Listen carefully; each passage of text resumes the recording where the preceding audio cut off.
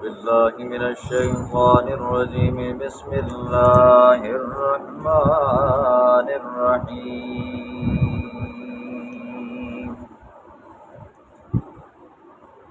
يا أيها المزمل قم الليل إلا قليلا نصفه أو انقص منه قليلا أو زد عليه ورتل القرآن ترتيلا. صدق اللہ العظیم. اس سورت کا نام سورۃ المزمل ہے. پہلی آیت کی مناسبت کی وجہ سے اس کا نام مزمل رکھا گیا. مزمل کا معنی ہے چادر اوڑھنے والا، چاہے وہ چادر پتلی ہو یا موٹی ہو، اوپر کی جائے تو اس کا معنی کیا ہوتا ہے جی؟ مزمل. سورۃ مزمل کا سورۃ جن کے ساتھ، سورۃ نوح کے ساتھ ربط یہ ہے. سورۃ نوح میں حضرت نوح علیہ السلام نے اپنی قوم کو اللہ کی توحید سنائی کھلی. سورۃ جن میں جنات نے اللہ کی توحید کھل کر بیان کی. سورۃ مزمل میں اللہ رب العزت نے اپنے محبوب پیغمبر کو فرمایا، اے میرا مزمل پیغمبر اٹھیے، آپ بھی اس مسئلے کو کھول کر بیان کیجیے.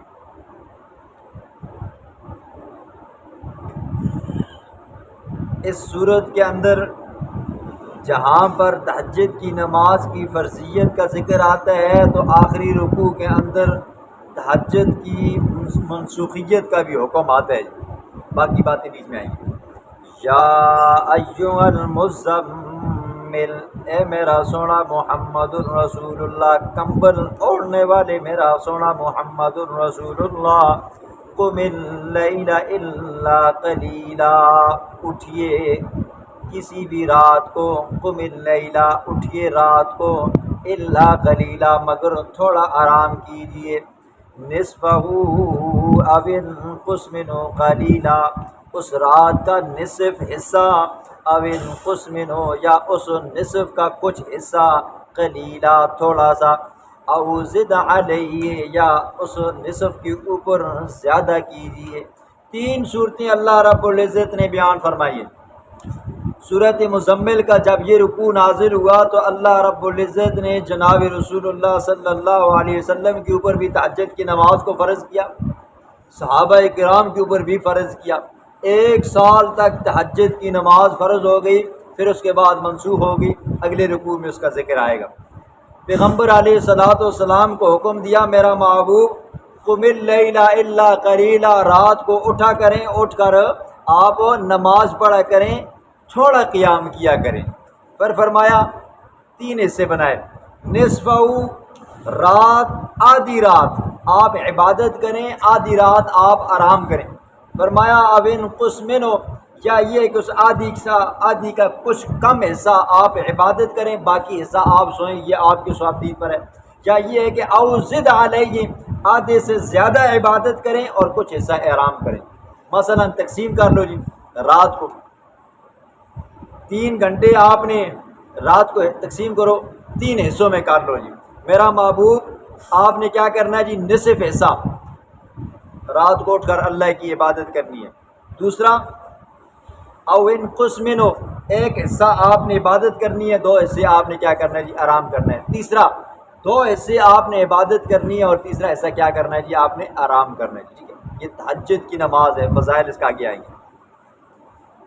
او زد علیہ ورتل القرآن ترتیلا، یا یہ ہے کہ اس نصف کے اوپر اضافہ کریں، زیادہ کریں.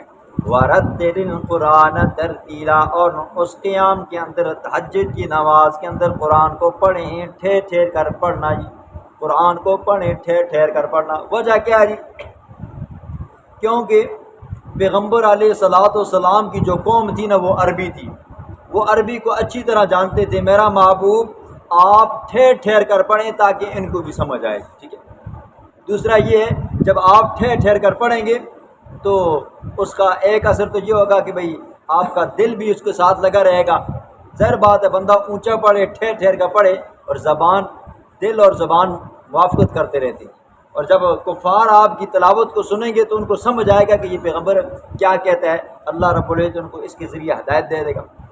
اِنَّا سَنُلْقِي عَلَيْكَ قَوْلًا ثَقِيلًا، بے شک عن قریب ہم ڈالنے والے ہیں، علیکا آپ کے اوپر، قولا ثقیلا بھاری بات۔ کون سی بھاری بات؟ توحید والی بات۔ توحید بہت بھاری ہے جی، ٹھیک ہے، توحید بہت بھاری ہے۔ آپ نے سورۃ الصافات میں سنا ہے انہم کانوا اذا قیل لہم لا الہ الا اللہ یستکبرون، جب مشرک بندے کو کہا جاتا ہے نا کہ اللہ کے سوا کوئی معبود نہیں، کوئی حاجت روا نہیں، کوئی مشکل کشا نہیں، کوئی بچے دینے والا نہیں، کوئی بیڑے پار کرنے والا نہیں ہے، تو یستکبرون کہتے ہیں یہ نوا مولوی صاحب آیا ہے، تو کہا کرتے تھے یستکبرون، یہ نیا پیغمبر آیا ہے اور ہمیں بتانے لگا کہ یہ لات، منات، عزا، حبل، یہ 360 خدا جو ہم نے رکھے وہ کچھ نہیں کر سکتے۔ سورۃ الصاد میں آپ نے سنا ہے اجعل الآلہۃ الہا واحدا ان ھذا لشیء عجاب، کمال ہو گیا۔ یہ آیا ہے اور کہتا ہے کہ سارے خدا کچھ نہیں کر سکتے، صرف ایک خدا کر سکتا ہے، ان ھذا لشیء عجاب، بڑی عجیب گل ہے، سارے کچھ نہیں کر سکتے، ہے کہ سارا کچھ کرنا ہے، ٹھیک ہے۔ تو ان کو یہ بات اوپری لگتی تھی، ٹھیک ہے۔ تو اللہ فرماتے ہیں ہم آپ کے اوپر بھاری بات ڈالنے لگے۔ بھاری بات کون ہے؟ کون سی ہے جی؟ توحید ہے، ٹھیک ہے، بہت بھاری بات ہے، ٹھیک ہے۔ ان ناشئۃ اللیل، بے شک رات کا اٹھنا، یا اشد، یہ زیادہ سخت ہے، وطئن، روندنے کے اعتبار سے، واقوم قیلا، اور سیدھا بات کرنے کے اعتبار سے۔ رات کا اٹھنا، اٹھ کر اللہ کی عبادت کرنا، اللہ کو یاد کرنا، یہ انتہائی مشکل ہے جی، بالخصوص آج کل راتیں انتہائی چھوٹی ہیں، انتہائی چھوٹی ہیں، اٹھ ہی نہیں سکتا بندہ۔ فرمایا رات کا اٹھنا یہ زیادہ سخت ہے، وہ اقوام قیلا، اور سیدھی بات کے اعتبار سے۔ ظاہر بات ہے بندہ جب رات کو اٹھتا ہے باقی سب سوئے ہوتے ہیں جی، بالکل سناٹا ہوتا ہے جی، بندہ اٹھتا ہے، وہی بندہ اٹھتا ہے نا جی جس بندے کی اللہ سے کچھ مانگنا ہوتا ہے جی، جس بندے کو ضرورت ہوتی ہے جی، ٹھیک ہے۔ پہلے زمانے کے اندر لوگوں کے ہاں یہ رواج عام تھا، اب کیا جی کم ہو گیا، اب بھی اللہ کے بندے ایسے ہیں جی، راتوں کو اٹھتے ہیں، ان کی عادت بنی ہے، یہ اللہ توفیق دیتا ہے، اللہ سب کو یہ توفیق دے جی۔ تو فرمایا رات کا اٹھنا یہ زیادہ سخت ہے جی، میٹھی نیند چھوڑنی پڑتی ہے جی، ٹھیک ہے۔ اگر دن کا تھکا ہوا ہے رات کو اگر اٹھے اس کو پھر مشقت کرنی پڑتی ہے، سردیوں کے اندر پانی ٹھنڈا ہوتا ہے جی، بستر بندہ چھوڑ نہیں سکتا۔ پھر اس طرح فرمایا وہ اقوام قیلا، بات سیدھی ہوتی ہے جی، جو دل کے اندر ہوتا ہے نا جی، تہجد کی نماز کے اندر بندہ اللہ سے وہی کچھ کہتے ہیں، ٹھیک ہے۔ زبان بھی دل بھی ایک ہوتا ہے جی، دن کا خیال نہیں ہے، نہ شور شرابہ ہے، نہ آگے پیچھے، اندھیرا ہوتا ہے جی، ٹھیک ہے۔ اس اندھیرے میں صرف ایک وہ بندہ ہوتا ہے اور ایک اللہ ہوتا ہے۔ اور پھر رات کا جو وقت ہوتا ہے اللہ آسمان دنیا پہ ہوتا ہے، اللہ خود اعلان کرتا ہے حل میں مسترزقن، ہے کوئی مجھ سے رزق مانگنے والا، حل میں مستغفرن، ہے کوئی مجھ سے بخشش مانگنے والا، ہے کوئی مجھ سے اولاد مانگنے والا، ہے کوئی مجھے اپنے ٹکڑے سنانے والا، جیسے اس کی شان ہے، اللہ ایسے آواز کرتا ہے جی۔ ان لک فی النہار سبحا طویلا، بے شک آپ کے لیے فی النہار دن کے اندر سبحا طویلا، شغل ہیں لمبے لمبے۔ میرا محبوب آپ دن کو کیا کرتے ہو جی؟ گھر کے اندر کام کاج بھی کرتے ہو، آپ کے پاس مہمان آتے ہیں، کوئی جاتے ہیں، آپ ان سے ملاقات کرتے ہو، آپ کو اپنی ضرورت کے لیے گھر سے باہر جانا پڑتا ہے کچھ چیز لینے کے لیے، خریدنے کے لیے، تو یہ سارا دن کیا ہوتا ہے جی آپ کا مشغولیت کا گزرتا ہے، لہٰذا آپ رات کو اٹھ کر مجھے یاد کیا کرو جی، ٹھیک ہے۔ اب دیکھو جی رات کو اٹھ کر یاد کیا کرو، کیونکہ رات کا جو کام ہے نا، یا پیغمبر علیہ السلام کا جو کام ہے یہ بہت بھاری کام تھا، تو ظاہر بات ہے بھاری کام کے لیے بندے کو عادی بھی ہونا چاہیے۔ اب جس بندے کو عادت ہی نہیں ہے تہجد کی نماز کے لیے، اس بیچارے کی تو آنکھ ہی نہیں کھلتی۔ پھر جس بندے کو اگر عادت ہے جی، وہ بیچارہ اگر دن کو بھی آرام نہ کرے، یا یہ کہ رات کو بھی اس کی نیند خراب ہو، تو اس کا دن کا کام ہی خراب ہو جاتا ہے۔ اس لیے دن کو اوقات کو متعین کرو جی، قیلولے کے وقت قیلولہ کرو، نماز کے وقت نماز کرو، کھانے پینے کے وقت کھانا کھاؤ، کام کاج کے وقت کام کاج کرو، رات کو سو جایا کرو۔ حدیث میں آتا ہے رات کو کھانا بھی جلدی کھایا کرو، جلدی سویا کرو، جلدی سویا کرو۔ اب چونکہ ہمارے یہاں ظاہر بات ہے ماحول کا بھی بڑا اثر ہوتا ہے جی، ایک کھانے لیٹ ہو گئی، پھر اس کے بعد نیند نہیں آتی، پھر کھانا کھاتے ہیں تو ماشاءاللہ 3-4 بندوں کا اکیلا ایک بندہ کھانا کھاتا ہے تو وہ بھی ہضم نہیں ہوتا جی۔ پھر رات کو موبائل ہمارے پاس ہوتی ہیں، ٹی ویاں ہمارے پاس ہوتی ہیں، تو اس سے کرتے کرتے کیا ہوتا ہے جی کافی لمبا وقت گزر جاتا ہے، اور نہ تہجد کی نماز نصیب ہوتی ہے، نہ یہ ایک بندے کو رات کو آخری جو وظائف ہیں وہ بھی بندے کو نصیب ہوئے۔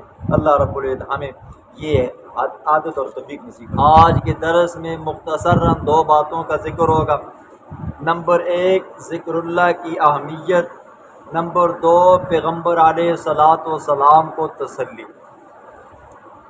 جہاں تک ذکر کی بات ہے، آپ ذکر کے باب کے اندر اور علم کے باب کے اندر یہ فضائل بار بار آپ سن چکے ہو۔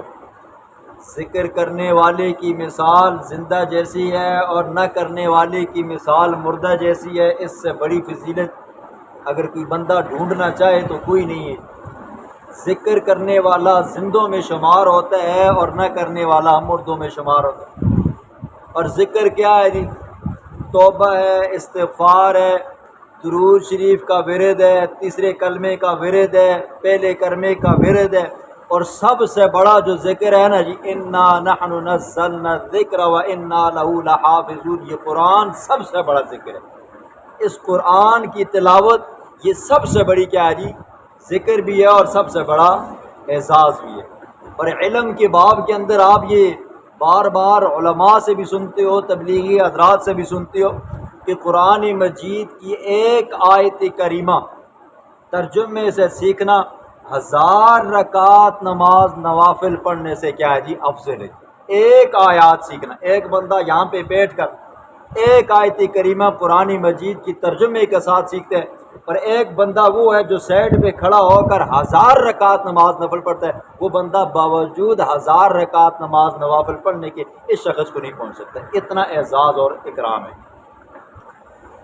وَاذْكُرِ اسْمَ رَبِّكَ وَتَبَتَّلْ إِلَيْهِ تَبْتِيلًا، میرا سونا محمد الرسول اللہ، ذکر کریں آپ نے رب کے نام کا۔ قرآن مجید کو جب بھی تلاوت کے لیے کھولا جائے نا جی، تو قرآن خود یہ کہتا ہے فَاسْتَعِذْ بِاللَّهِ مِنَ الشَّيْطَانِ الرَّجِيمِ، سب سے پہلے اللہ کی پناہ میں آنا ہے، اللہ سے پناہ مانگنی ہے شیطان مردود سے، اعوذ باللہ پڑھنی ہے، پھر اس کے بعد آپ نے بسم اللہ پڑھنی ہے۔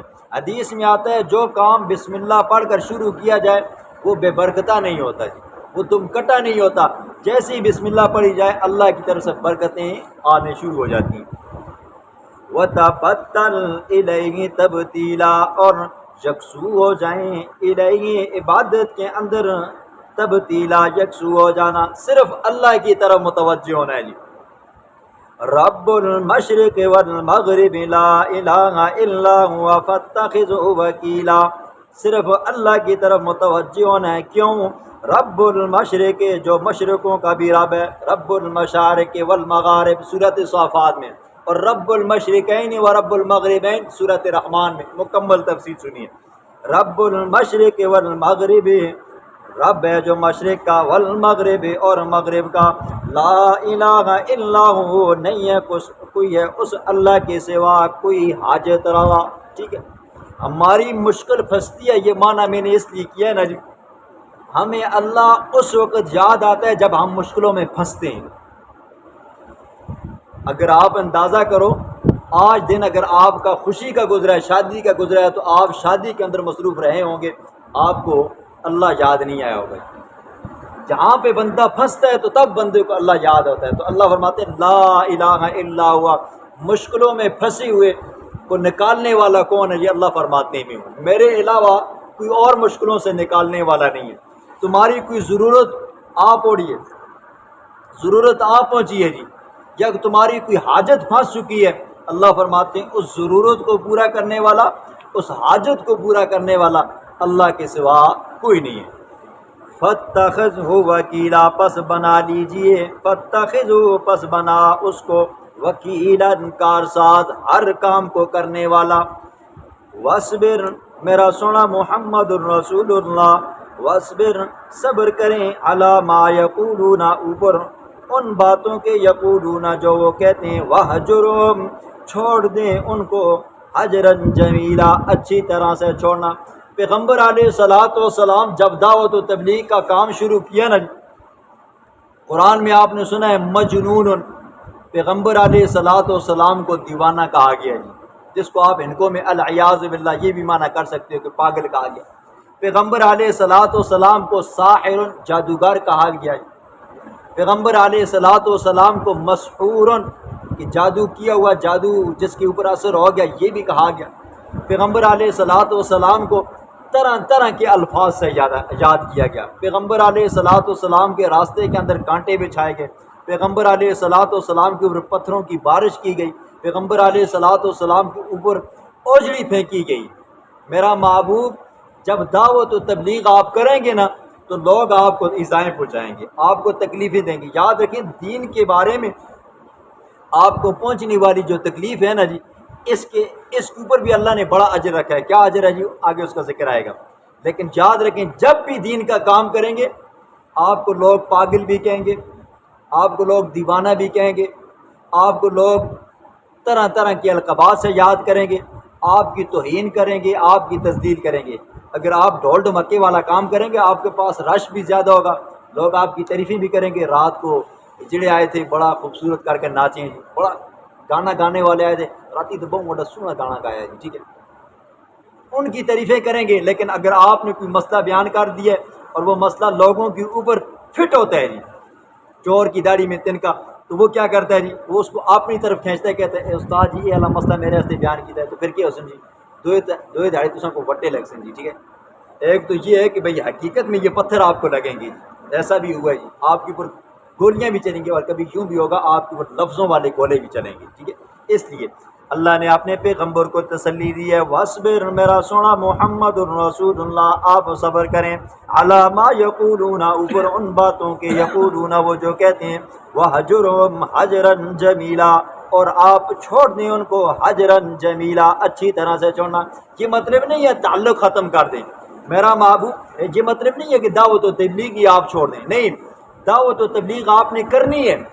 اگر آپ کو دعوت و تبلیغ کی وجہ سے برا بھلا کہتے ہیں، آپ نے دعوت و تبلیغ کرنی ہے، لیکن تعلقات ایسے بندے کے ساتھ نہیں رکھنے۔ ظاہر بات ہے، ایک بندہ آپ کا جانی بھی دشمن ہے، مالی بھی دشمن ہے، مذہبی بھی دشمن ہے، تو پھر آپ اس کو دعوت و تبلیغ نہیں کر سکتے۔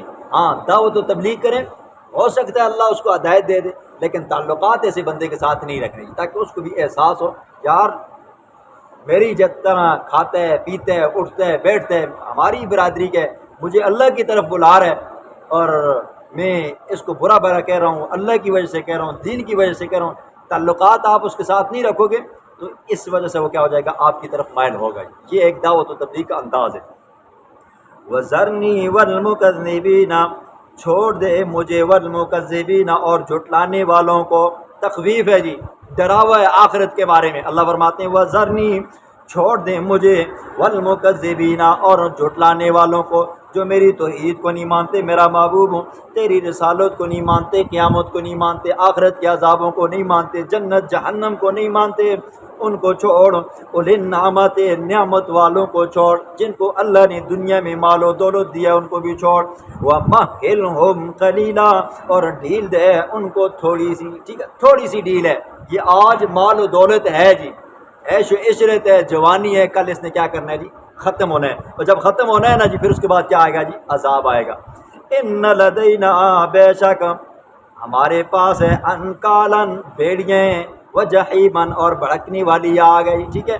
جب نہیں مانیں گے تو میرا محبوب پھر ان کو میرے اوپر چھوڑ دے، ان کو میں ڈھیل دوں گا، دولت والوں کو ڈھیل دوں گا، نہ ماننے والوں کو ڈھیل دوں گا، آخر میں کیا ہوگا جی، میرے پاس عذاب آئے گا۔ عذاب کی صورت کیا ہوگی، انکالن، بیڑیاں ہوگی، ٹھیک ہے۔ ہاتھوں میں ڈالی جائیں تو ہتھکڑیاں بن جاتی ہیں، پاؤں میں ڈالی جائیں تو کیا بن جاتی ہیں، بیڑیاں بن جاتی ہیں۔ اور سورۃ معارج میں سنا ہے، فی سلسلۃ 70 ذراعا، 70 گز، شرعی گز اس کو کہتے ہیں جی، ٹھیک ہے، 70 گز وہ کیا ہوں گی جی، لمبی ہوں گی۔ ان بیڑیوں کے بارے میں اللہ نے پہلے بتا دیا، ٹھیک ہے۔ وجحیمن، اور بھڑکنے والی آگ ہوگی۔ نمبر 3، وطعامن، اللہ ان کو ایسی خوراک دے گا، کھانا دے گا، ذا غصۃ، جو گلے میں اٹکنے والا ہوگا۔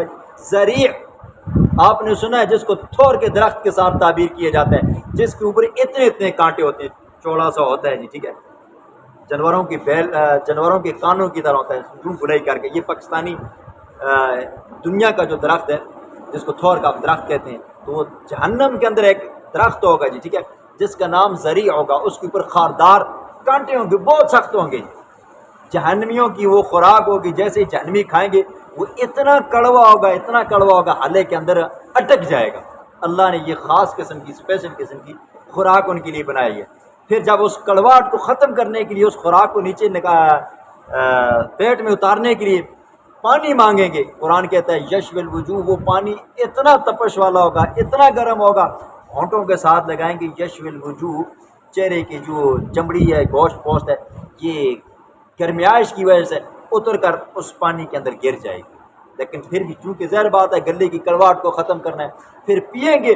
پھر صورت محمد میں آپ نے سنا فقط امعاءہم، وہ پانی اتنا گرم ہوگا، اتنا گرم ہوگا، حلق سے نیچے اترتے ہوئے حلق کو کاٹے گا، آنتڑیوں کو کاٹے گا، نیچے پخانے سے نکل جائے گا۔ یہ اللہ نے ان کے لیے خوراک رکھی ہے۔ نمبر 4 وَعَذَابًا أَلِيمًا، اور دردناک عذاب ہوگا۔ یہ 3 عذاب اللہ نے بیان فرمائے، پھر اس کے بعد اللہ نے فرمایا کہ خاص قسم کا دردناک عذاب ہوگا، اور یہ عذاب کب ہوگا؟ اللہ فرماتے ہیں یوم ترجف الارض والجبال، جس دن زمین ہلائی جائے گی، ہلے گی، والجبال، اور پہاڑ ہلیں گے، وکانت الجبال، اور ہو جائیں گے پہاڑ، کثیبا، ریت کے ٹیلوں کی طرح، مہیلا، پھسلنے والے۔ اللہ فرماتے ہیں یہ عذاب ان کو اس وقت ملے گا جب زمین کو، پہاڑوں کو ہلایا جائے گا جی۔ 2 نفخے ہوں گے جی، اسرافیل علیہ السلام ایک نفخہ پھونکیں گے، ایک سور پھونکیں گے، جس سے پوری روئے زمین کا نقشہ بدل جائے گا، ٹھیک ہے، انسان، چرند، پرند، درند، سب کچھ ختم ہو جائے گا، پہاڑ شاڑ یہ سب ختم ہو جائیں گے، روح کی گالوں کی طرح اڑنے لگ جائیں گے۔ اس نفخے کے دوران اور دوسرے نفخے کے دوران 40 سال کا فاصلہ ہوگا۔ اس کے اندر اللہ فرمائیں گے لمن الملک اليوم، آج بتاؤ اے لوگو جو کہتے تھے کہ بھئی میرا مال، میری دولت، میری جائیداد، میری زمین، میری پٹی، لمن الملک اليوم، آج کس کی بادشاہت ہے؟ وہاں پر کوئی جواب نہیں ہے۔ اللہ فرمائیں گے للہ الواحد القہار، صرف اکیلے تنہا اللہ کی کیا ہے جی بادشاہت۔ پھر اس کے بعد دوسرا نفخہ ہوگا، اس نفخے کے اندر کیا ہوں گے جی؟ لوگ قبروں سے اٹھ کر اللہ کے دربار میں جائیں گے۔ مشرکین مکہ پیغمبر علیہ السلام کے اوصاف کو مانتے تھے کہ یہ بندہ امین بھی ہے، صادق بھی ہے، حسب و نسب والا بھی ہے، حیادار بھی ہے، یعنی کہ حضور صلی اللہ علیہ وسلم کے اندر جو جو صفات تھی مشرکین مکہ وہ مانتے تھے۔ لیکن جب اللہ کا پیغمبر ان کو بتاتا نا کہ بھئی الہ صرف ایک ہے تو ظالم انکار کرتے۔ جب پیغمبر علیہ السلام قیامت کا ذکر فرماتے کہ یہ دنیا کے مزے لوٹ لو جی، آگے تمہیں اس کا جواب دینا پڑے گا، تو اس کا انکار کرتے۔ اور نمبر 3 پیغمبر علیہ السلام کی رسالت کا انکار کرتے، آپ صلی اللہ علیہ وسلم کو پیغمبر نہیں مانتے۔ تو اللہ رب العزت نے اپنے محبوب کو تسلی دی، فرمایا میرا محبوب غمگین مت ہو، اور مکے والوں کو بتایا انا ارسلنا الیکم رسولا، ہم نے تمہاری طرف ایک رسول بھیجا ہے، شاہدن علیکم، جو گواہی دینے والا ہے تمہارے اوپر، کما ارسلنا الی فرعون رسولا، جیسا کہ ہم نے ایک پیغمبر بھیجا تھا فرعون کی طرف۔ جب اس پیغمبر نے فرعون کو میرے احکامات بتائے تو اس فرعون نے انکار کیا، تو پھر ہم نے کیا کیا جی؟ فَأَخَذْنَاهُ أَخْذًا وَبِيلًا، ہم نے پھر اس کو سخت پکڑا جی۔ تو خود سوچو، جو پیغمبر فرعونیوں کے پاس آیا، فرعون کے پاس آیا، وہ عظمتوں میں، شانوں میں میرے محبوب سے کم ہے۔ اسی طرح جو پیغمبر فرعونیوں کے پاس آیا، اس نے دعوت و تبلیغ کی اور قوم کے لوگوں نے بات نہ مانی تو ہم نے ان کو صفحہ ہستی سے مٹایا۔ تو جو پیغمبر میرا آپ کے پاس آیا وہ تو کیا ہے جی؟ امام الانبیاء ہے، وہ خاتم النبیین ہے۔ اگر تم اس کی ناقدری کرو گے، اس کی بات کو ٹھکراؤ گے تو ہم کیا کریں گے جی؟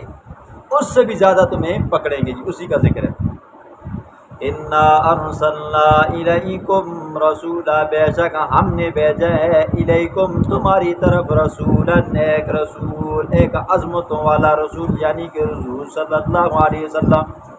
شاہدن، اس پیغمبر کی صفت یہ ہے شاہدن علیکم، بیان کرنے والا ہے، بیان دینے والا ہے، علیکم تمہاری اوپر، کما ارسلنا الی فرعون رسولا، جیسے کہ ہم نے بھیجا ہے فرعون کی طرف رسولا، ایک رسول، یعنی موسیٰ علیہ السلام۔ پیغمبر علیہ السلام گواہی دینے والے ہیں۔ کئی بار پیچھے آپ یہ بات سن چکے ہو کہ قیامت والے دن اللہ رب العزت امتوں کو جمع کرے گا، ان کے پیغمبروں کو جمع کرے گا۔ مثال کے طور پر اللہ نوح علیہ السلام کو بتائے گا، بتا میرے نوح تو نے اپنی قوم کو دعوت و تبلیغ دی تھی؟ حضرت نوح علیہ السلام بتائیں گے اللہ میں نے دعوت و تبلیغ ان کے اوپر کی تھی، تیرے احکامات ان تک پہنچائے تھے، لیکن ان ظالموں نے بدبختوں نے میری بات نہیں مانی۔ قوم کے لوگ کہیں گے ہمارے پاس تو کوئی پیغمبر ہی نہیں آیا، ہمیں تو کوئی پتہ ہی نہیں ہے، انکار کر دیں گے۔ ظاہر بات ہے نوح علیہ السلام کیا ہیں جی؟ مدعی ہیں۔ قوم کیا ہوگی؟ مدعا علیہ ہوگی۔ تو دعویٰ کرنے والے کے اوپر کیا ہوتا ہے؟ لازم ہے جی گواہ۔ اللہ پوچھیں گے من یشہد لک، میرا نوح بتا تیرے گواہ کون ہیں؟ حضرت نوح علیہ السلام فرمائیں گے یا اللہ جو سب سے آخر میں امت آئی تھی میری وہ گواہ ہے۔ اللہ فرمائیں کہ بلایا جائے گی، امت محمدیہ کو بلایا جائے گا، لِتَكُونُوا شُهَدَاءَ عَلَى النَّاسِ وَيَكُونَ الرَّسُولُ عَلَيْكُمْ شَهِيدًا، دوسری پارے کی آیت ہے۔ جب امت محمدیہ کو بلایا جائے گا، امت محمدیہ گواہی دے گی، اے اللہ تو سچا، تیرا کلام سچا، تیرا پیغمبر سچا۔ نوح علیہ السلام نے اپنی قوم کو دعوت و تبلیغ کی تھی، جو تو نے حکم دیا تھا حضرت نوح نے اپنی قوم کو بچایا۔ قوم کی حضرت نوح علیہ السلام کی قوم کہے گی اے اللہ یہ کیسے گواہ ہیں؟ یہ تو ہمارے بعد کئی ہزار سال بعد آئے ہیں، یہ تو وہاں پر موجود ہی نہیں تھے، لہٰذا گواہ کے لیے ضروری ہے کہ وہ کیا کرے جی؟ گواہ اس معاملے کو اپنی آنکھوں سے دیکھے، یا یہ ہے کہ اس کے اوپر شہادت کا ہے۔ اللہ پھر نوح علیہ السلام سے کہیں گے، امت محمدیہ کو کہیں گے جی تمہاری تو گواہی کے اوپر جرا ہوگی ہے جی، تمہاری تو گواہی قابل قبول نہیں ہے۔ اس وقت امت محمدیہ کہے گی اے اللہ تو نے ایک پیغمبر ہماری طرف بھیجا تھا، اس کے اوپر تو نے اپنا کلام اتارا تھا، اس کلام کے اندر سورۃ نوح تھی۔ حضرت نوح علیہ السلام نے رب انی دعوت قومی لیلا و نہارا، اے اللہ تیرے نوح نے دن کو بھی دعوت و تبلیغ دی، رات کو بھی دی، فردن دی، اجتماعی طور پر دی، مجلسوں میں جا کر دی، بار بار دی۔ اس وقت اللہ رب العزت امت محمدیہ کی گواہی کو قبول کرے گا، پھر اس امت محمدیہ کے اوپر حضور صلی اللہ علیہ وسلم گواہی دیں گے کہ بھئی میری امت کیا کہتی ہے؟ سچ کہتی ہے۔ یہ ہے جی شاہد کا معنی۔ فَعَصَىٰ فِرْعَوْنُ الرَّسُولَ، پس نافرمانی کی فرعون نے رسول کی، حضرت موسیٰ علیہ السلام کی۔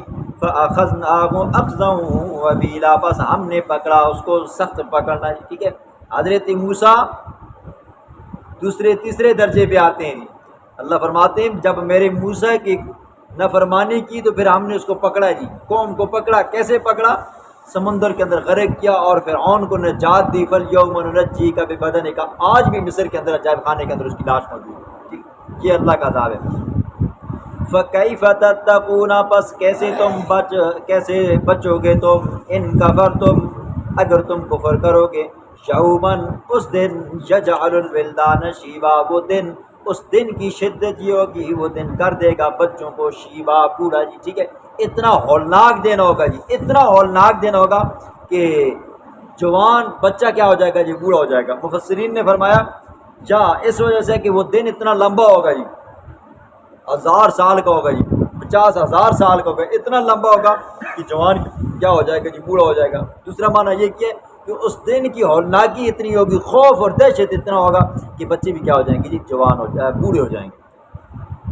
السماء منفطر بھی، آسمان پھٹنے والا ہوگا، بھی اس دن کان وعدہ مفعولا، ہے اس کا وعدہ مفعولا، پورا ہو کر رہنے والا۔ اللہ جو وعدہ کرتا ہے نا جی وہ پورا ہو کر رہے گا۔ قرب قیامت میں یہ آسمان پھٹ جائے گا، ستارے جھڑ جائیں گے، سورج بے نور ہو جائے گا، زمین کو لپیٹ دیا جائے گا جی، یہ پہاڑ روئی کے گالوں کی طرح اڑنے لگ جائیں گے، یہ ہو کر رہے گا۔ ان ھذہ تذکرہ، بے شک یہ ساری چیزیں سورہ مزمل یا المزمل سے لے کر یہاں تک ان ھذہ تذکرہ، یہ ساری چیزیں تذکرۃ نصیحت ہے۔ فمن شاء اتخذ الی ربہ سبیلا، بس جو چاہے بنائے اپنے رب کی طرف سبیلا، راستہ۔ جس کا دل مانتے ہیں وہ اپنے رب کا راستہ اختیار کرے جی، اس راستے سے ہٹے نہیں۔ ان ربک یعلم انک تقوم ادنی، تہجد کی فضیلت ہے جی، ٹھیک، بے شمار آیات آتی ہیں تہجد کی فضیلت کے اوپر جی۔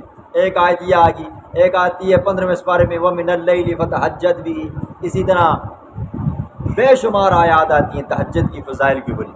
تو آپ نے شروع میں سنا تھا کہ سورۃ مزمل کا جب یہ پہلا حصہ نازل ہوا، پہلا رکوع نازل ہوا، تو تہجد کی نماز حضور پر بھی فرض ہو گئی تھی، صحابہ پر بھی فرض ہو گئی تھی۔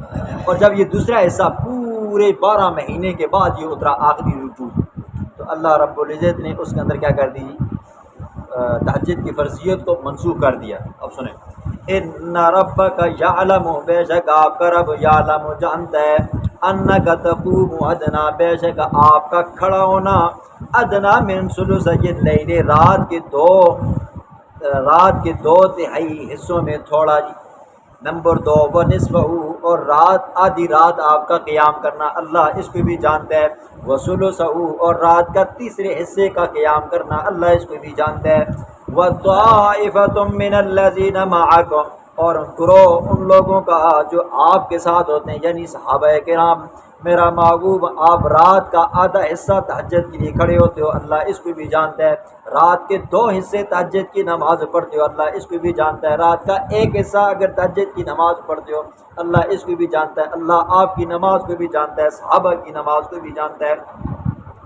واللہ یقدر اللیل والنہار، اور اللہ رب العزت اندازہ کرتا ہے رات کا اور دن کا جی، ٹھیک ہے۔ اس زمانے میں گھڑیاں تو نہیں ہوتی تھی، ابھی رات کا 1 حصہ گزرا ہے، 2 حصے گزرے ہیں، 3 حصے گزرے ہیں، اندازے سے ہوتے ہیں۔ فرمایا اللہ یہ اندازہ کرتا ہے رات کا کتنا حصہ آپ نے قیام کیا ہے۔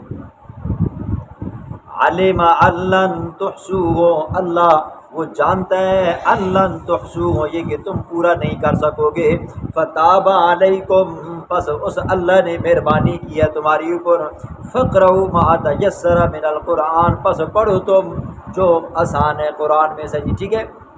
پہلے تہجد کی نماز کے اندر اتنی لمبی نماز ہوتی تھی، رات کو شروع کرتے صبح فجر کی اذانیں لگنے لگ جاتی تھی، پھر اس کے بعد کیا ہوگی، منسوخیت آ گئی کہ اب کیا کرو جی، جتنا آپ سے ہو سکے تہجد کی نماز پڑھ لیا کرو۔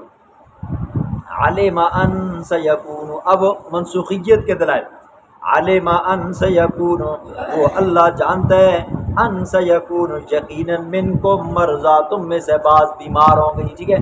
پہلے فرض تھے جی، حضور نے بھی پڑھنے تھے، صحابہ نے بھی پڑھنے تھے، کوئی بیمار ہے اس نے بھی تہجد کی نماز پڑھنی ہے، کوئی مسافر ہے تو اس نے بھی تہجد کی نماز پڑھنی ہے، کوئی مجاہد ہے تو اس نے بھی کیا کرنی ہے جی، تہجد کی نماز پڑھنی ہے، ٹھیک ہے۔ یہ فرض تھا، لیکن اگر یہ فرضیت ختم نہ ہوتی نا جی، اللہ فرماتے ہیں علم ان سیکون منکم مرضی، اللہ جانتا ہے کہ بے شک تم میں سے بعض مریض ہوں گے۔ بیمار بندہ رات کو کدھر اٹھ سکتے ہے، ضعیف بندہ ہے جی، کوئی اس کو برتن دینے والا نہیں ہے، یا یہ کہ اس کو راستہ دکھانے والا نہیں ہے، یا یہ کہ سردیاں ہیں تو پانی گرم کر کے دینے والا کوئی نہیں، یا یہ کہ پانی کی قلت ہے۔ اللہ جانتا تھا تم میں سے بعض مریض ہوں گے تو ان کے اوپر تہجد کی نماز کیا ہو جائے گی جی، مشکل ہو جائے گی، اس لیے اللہ نے کیا کر دیا جی، اس کی فرضیت کو منسوخ کر دیا۔ وآخرون یضربون، اور اللہ جانتا ہے وآخرون، کچھ دوسرے یضربون فی الارض، جو سفر کریں گے زمین کے اندر، یبتغون من فضل اللہ، وہ تلاش کریں گے اللہ کے فضل سے، ٹھیک ہے۔ مسافر ہوں گے جی، مسافر بندہ دن کو بھی سفر کرتا ہے، رات کو بھی اگر نماز فرض ہوتی تو فرضیت کے لیے وہ اٹھتا، اس بیچارے کا دن کی تھکاوٹ بھی پوری نہ ہوتی، رات کو بھی کیا ہوتا اس کے لیے تہجد کی نماز پڑھنا مشکل ہو جاتا جی، ٹھیک ہے۔ تو اللہ رب العزت نے رات کی جو نماز تھی تہجد کی نماز، اس کی فرضیت کو منسوخ کر دیا۔ وآخرون یقاتلون، اور کچھ دوسرے ہیں یقاتلون، جو قتال کرتے ہیں، جہاد کرتے ہیں، فی سبیل اللہ، اللہ کے راستے میں، ٹھیک ہے۔ مجاہد ہیں، مجاہد دن کو بھی لڑتے ہیں جی، ٹھیک ہے۔ اگر رات کو تہجد کی نماز کے لیے اٹھتے تو ظاہر بات ہے جی، تہجد کی نماز کے لیے اٹھتے تو نیند میں خلل آتا، تو اللہ رب العزت نے کیا کر دیا جی، تہجد کی نماز کو کی فرضیت کو ختم کر دیا جی۔ 3 علتیں اللہ نے بیان فرمائی ہیں۔ نمبر 1، بیماروں کی وجہ سے اللہ نے تہجد کی نماز کی فرضیت کو ختم کر دیا۔ نمبر 2، مسافروں کی مشقت کی وجہ سے اللہ رب العزت نے تہجد کی نماز کی فرضیت کو ختم کر دیا۔ نمبر 3، مجاہد کی مشکلات کو دیکھتے ہوئے اللہ رب العزت نے تہجد کی نماز کی فرضیت کو ختم کر دیا۔ فقرؤ ما تیسر من، پس پڑھو تم ما تیسر من، جو آسان ہو اس قرآن میں سے، وَأَقِيمُوا الصَّلَاةَ، نماز کو قائم کرتے رہو، وَآتُوا الزَّكَاةَ، اور اگر صاحب نصاب ہو تو زکوٰۃ ادا کرتے رہو، وَأَقْرِضُوا اللَّهَ قَرْضًا حَسَنًا، اور قرضہ دو اللہ کو قرضًا حسنا، اچھا قرضہ، ٹھیک ہے۔ عام حالات میں دو، 1 روپے کا 10 ہے جی، اللہ کے راستے میں دو گے تو 70 گنا 700 گنا کیا ہو جائے گا جی، بڑھ چڑھ کر اللہ تمہیں دے گا۔ وَمَا تُقَدِّمُوا لِأَنفُسِكُمْ، جو تم اللہ کے راستے میں آگے بھیجو گے، جو تم آگے دو گے، لِأَنفُسِكُمْ، یہ تمہاری جانوں کے لیے، من خیر، بھلائی میں سے، تجدوہ، تم اس کو پاؤ گے، عند اللہ، اللہ کے یہاں، ہوا خیرن، وہ بہت بہتر ہوگا۔ حدیث میں آتا ہے جو بندہ صدقہ دیتا ہے اللہ کے راستے میں، قیامت والے دن وہ اپنا 1 روپیہ، وہ اپنا چھوٹا سا صدقہ قیامت والے دن بہترین موٹے تازے بچھڑی کی صورت میں، بچھا، ٹھیک ہے، بچے کی صورت میں کیا کرے گا جی، پائے گا جی۔ وہ بندہ کہے گا میں نے تو دنیا میں 1 روپیہ دیا تھا، تجھے تو کیا ہے جی، میرے تو وہ نیکیوں کو ڈھیر لگے ہوئے ہیں۔ اللہ کہیں گے جی قرضہ حسنہ ہے، ہم نے اس کو بڑھا چڑھا کر کیا کر دیا جی، اتنا بڑھا دیا، ٹھیک ہے۔ اور جو تم اللہ کے راستے میں دو گے، اللہ فرماتے ہیں یہ میرے لیے نہیں ہے، وَمَا تُقَدِّمُوا لِأَنفُسِكُمْ، یہ کل جب تمہاری آنکھیں بند ہوں گی نا جی، ان آنکھوں کے بند ہونے کے بعد یہ تمہیں فائدہ دے گا۔ وَأَعْظَمَ أَجْرًا، اور بڑا ہے اجر دینے کے اعتبار سے، وَاسْتَغْفِرُ اللَّهَ، اور اللہ سے بخشش مانگتے رہو، معافیاں مانگتے رہو، إِنَّ اللَّهَ غَفُورٌ رَحِيمٌ، بے شک معاف کرنے والی ذات بھی وہ ہے، رحیم اور مہربان ذات بھی وہ ہے۔ اللہ رب العزت اپنے غضبوں سے بچائے۔